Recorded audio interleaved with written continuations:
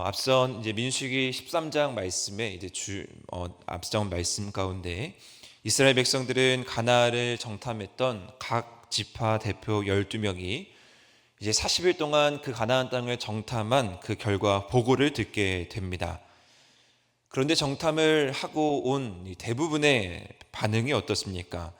갈렙과 여호수아를 제외하고서는요, 다들 그 땅이 젖과 꿀이 흐르는 땅은 맞지만 그 땅에 누가 있습니까? 그 땅에 거주민들이 거하고 성읍이 견고하고 힘이 클 뿐만 아니라 네피림의 후손, 즉 아낙 자손들, 거인들을 보았다라고 이야기하고 있습니다. 그래서 이스라엘 백성들이 스스로 자기들을 뭐라고 하냐면 우리는 메뚜기와 같다라고 평가하고 있습니다. 장대하고 거대한 그들 앞에서 당연히 외형적으로 봤을 때 우리보다 강한 가나안 땅이 또한 그 거류민들을 우리가 이길 수 없다라는 것입니다. 그래서 이스라엘 백성들은 오늘 본문을 읽었던 1절과 같은 반응을 하게 되는 것입니다. 온 회중이 소리를 높여 부르짖으며 백성이 밤새도록 통곡하였더라. 그들을 끌어낸 이제 지도자 모세와 또 아론을 원망하게 되는 거예요. 그래서 그 원망의 소리가 점점 커져서 우리가 차라리 애굽에서 있었다면, 우리가 차라리 광야에서 죽었다면 더 좋았을 것이다 라고까지 이야기합니다. 우리가 약속한 그 가나안 땅에 들어가게 되면 그 사람들에게 당연히 칼에 죽게 된다라는 것은 안 봐도 당연한 이야기다라는 것이 지금 이 절망에 빠져 있는 백성들의 모습입니다. 출애굽을 한 이스라엘 백성들은 사실 출애굽을 한 그 순간부터 원망이 끊이지 않았습니까? 출애굽 직후 막강한 군대가 추격해오고 앞에는 홍해가 가로막혀 있는 그 출발점에서부터 이스라엘 백성들은 계속해서 반복적으로 이러한 불평을 쏟아냈습니다. 아직 출발 단계에 있는 그때도 어찌하여 우리를 애굽에서 이끌어내어 죽게 하느냐, 어찌하여 광야에서 죽게 하느냐, 여러 가지 불만과 불평을 반복적으로 삼았던 것이 이스라엘 백성들입니다. 오늘 4절 본문에 보시면 이제 그들은 우리가 새로운 지휘관을 세워 이제 우리 스스로 지휘관을 세워 다시 우리가 애굽으로 돌아가겠습니다 라고 이야기할 정도까지 이르렀습니다. 자, 그런데 이러한 백성들의 원망 속에서 이제 우리는 돋보이는 지도자의 모습을 볼 수가 있습니다. 이전 본문에서 고기를 달라고 애원하고 있는 그 백성들의 불평 속에서 지도자인 모세가 그때는 어떻게 반응했습니까? 하나님을 향해 억울함을 호소하고 하나님을 향해 답답함을 호소하고 심지어 하나님을 향해 내가 왜 이 세상에 태어났습니까? 라고까지 이야기했던 모세였습니다. 자, 그런데 이번에는 다릅니다. 5절 말씀에 보시면 모세와 아론이 이스라엘 자손의 온 회중 앞에서 엎드린지라 라고 기록되어 있습니다. 모세와 아론이 이런 백성들의 모든 불평과 불만을 안고 이제 엎드립니다. 백성들의 원망을 진정시키기 위해 엎드린 것 그것만은 아닐 것입니다. 이는 온 백성이 보는 앞에서 의도적으로 두려운 마음으로 하나님께 엎드린 것이죠. 하나님께 용서를 구하고 하나님께 탄원을 구하면서 하나님 이 백성들을 긍휼히 여겨주시고 이 백성들을 불쌍히 여겨주십시오라는 그 엎드림 속에 그러한 통곡과 그러한 기도가 있었을 것입니다. 그리고 또 돋보이는 인물이 오늘 본문에 있는데 바로 정탐을 하고 돌아와서 긍정적인 반응을 보인 눈의 아들 여호수아와 여분네의 아들 갈렙입니다. 이 두 인물 모두 아버지가 소개되고 있는 것으로 봐서는요, 모두 훌륭한 가문이었고 믿음의 가문이었음을 짐작할 수가 있습니다. 그들의 모습은 모세와 아론의 모습도 뛰어넘는 것처럼 보여집니다. 자기들의 옷을 찢고 온 백성들에게 일일이 찾아가서 자기들이 보고 온 땅에서 다 이야기를 하고 있는 상황입니다. 옷을 찢을 정도로 그들은 간절한 마음을 가지고 우리가 보고 온 그 가나안 땅은 충분히 우리가 정복할 수 있는 땅이다. 그 땅은 심히 아름답고 그 땅은 심히 젖과 꿀이 흐르는 땅이기 때문에 우리는 반드시 그 땅에 들어갈 수 있다. 백성들을 일일이 다독거리면서 일일이 찾아가면서 그들을 설득시키고 있는 갈렙과 여호수아의 모습입니다. 그리고 그 가운데에서 이들은 중요한 신앙의 원칙을 하나 제시하게 되는데, 그것은 바로 여호와를 거역하지 말아야 한다.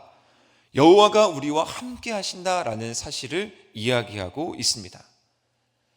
백성들이 원망하고 백성들이 불평하고 각자 자기들의 소리를 내는 그 상황 가운데 이들은 뭐라고 얘기하냐면요, 여호와를 거역하지 마라. 여호와가 우리와 함께 하신다. 그렇기 때문에 우리가 두려워할 필요가 없다. 그들은 우리의 먹일 뿐이다 라고 이야기하고 있는 것이죠.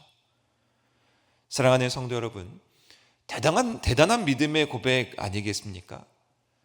같이 가나안 땅을 보고 왔는데 두려움에 사로잡힌 고백을 하는 것이 아니라 두려움보다 더 큰 하나님을 고백하고 있는 것입니다. 지금 상황을 한번 상상해 보십시오.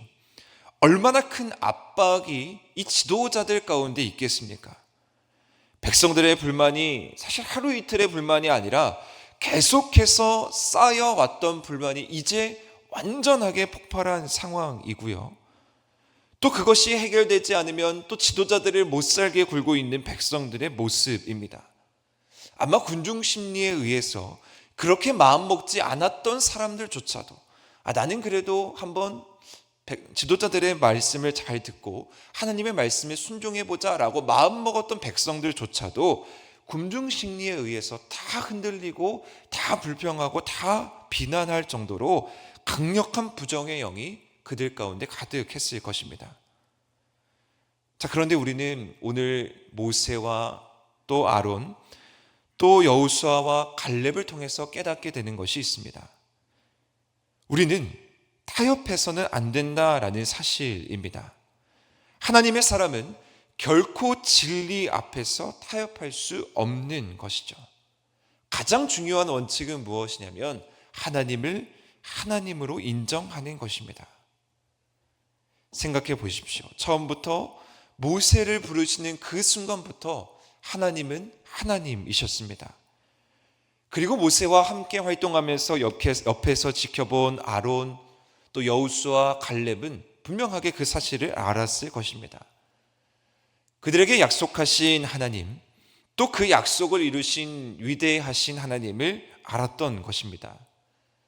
그래서 그들은 두려움 가운데에서도 하나님을 바라볼 수 있었고 두려움 속에서도 약속을 믿고 달려갈 수 있었습니다.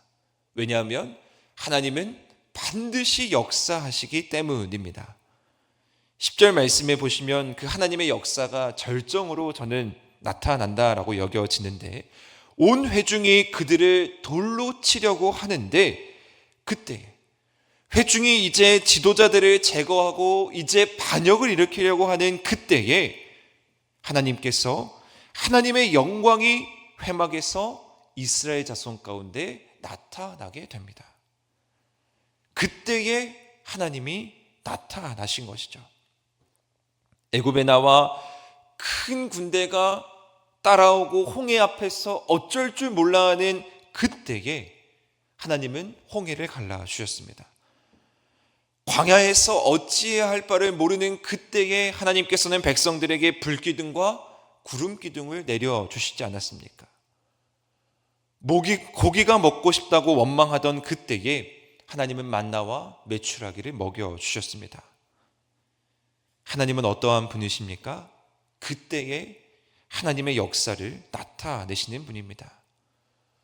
온 회중이 돌로 치려 하는 그 순간, 이제 돌만 치면 어쩌면 모세와 아론, 여호수아, 갈렙이 죽을 수밖에 없는 그 순간, 그때에 하나님의 영광이 나타나시게 돼서 하나님의 사람을 보호하시고 하나님의 역사를 일으키시는 우리 하나님이십니다.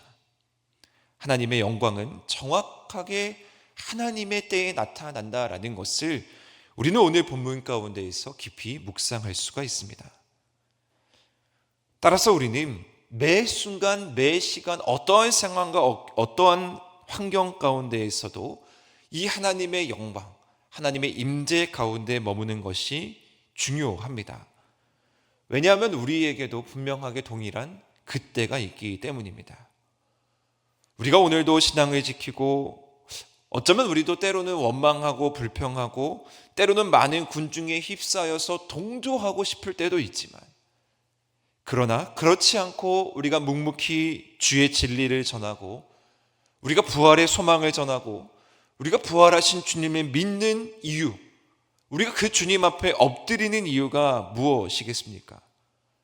바로 그 부활의 하나님의 영광이 우리를 떠나지 않으시기 때문입니다. 여호와의 영광이 우리와 날마다 함께 하시고 하나님의 임재가 영원히 우리와 함께 하신다라는 사실을 우리는 알기 때문에 우리는 오늘도 우리 삶 속에서 갈렙과 여호수아와 같은 고백을 할 수 있는 것입니다.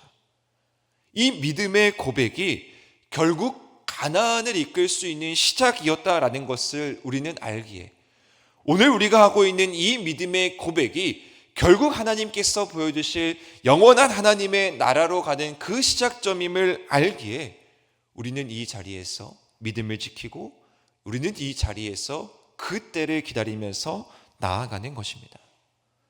오늘 말씀을 이렇게 적용하기를 소망합니다. 오늘 우리가 하루하루 살아갈 때, 오늘 우리가 한 날을 살아갈 때에 우리의 이 믿음의 고백을 통해서 많은 영혼들, 많은 백성들을 바른 길로 인도할 수 있다라는 사실을 믿으시고, 또한 우리의 중보기도, 우리가 엎드릴 때 간절히 눈물로 기도할 때 많은 영혼을 살릴 수 있다라는 사실을 기억하시고, 우리가 어떻게 하나님의 영광에 머무를 수 있을까? 특별히 하나님의 보호하심과 하나님의 인도하심을 받는 그 부활의 기쁨, 부활의 감격을 누릴 수 있는 우리 하늘의 모든 성도님들 되시기를 주님의 이름으로 간절히 축원드립니다.